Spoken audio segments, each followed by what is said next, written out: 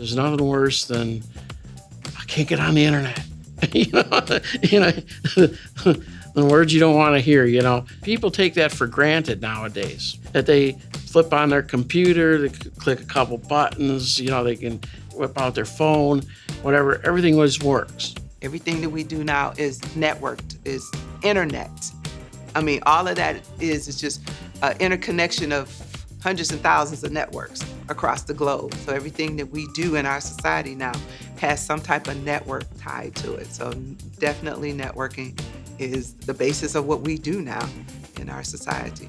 But there's a lot that goes on behind the scenes, okay? So in this program, we pull back the curtain, okay? Show you what goes on behind the scenes and how everything works, how data makes it from point A to point B, and that it does work. It's kind of one of those things that you only notice it when stuff breaks. So no, it's important to keep everything running. And that's really network administration for IT. It just keeps everything running. And a lot of our classes, they simulated where something was broken, or they simulated where one piece was, not configured correctly. So you put in the situation in that lab and say, okay, fix it. It's supposed to do this, but it's not. Figure out where it's at.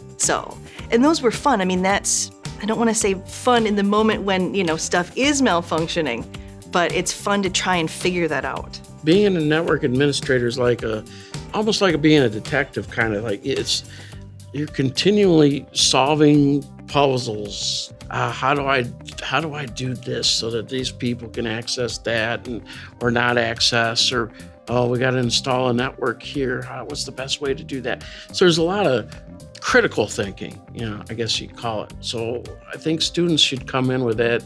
It's kind of like a game almost, that you have to troubleshoot stuff. Say, where could the problem be? And you eliminate things or get closer to the solution and stuff like that. In addition to the hard skills, which are the technical skills, there are also a large number of soft skills, which students don't think about, that they need to be able to have as well. And that means being able to communicate, being able to think critically, being able to work in a team environment. And that's what a lot of our classes allow students to be able to do, especially with the hands-on.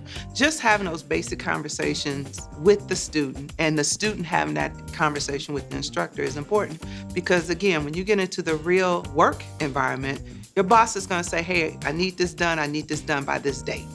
And it's going to expect that you have the skills, you understand what the assignment was or what the task was, and that you can do it. And then when that date comes, they're going to be expecting a result.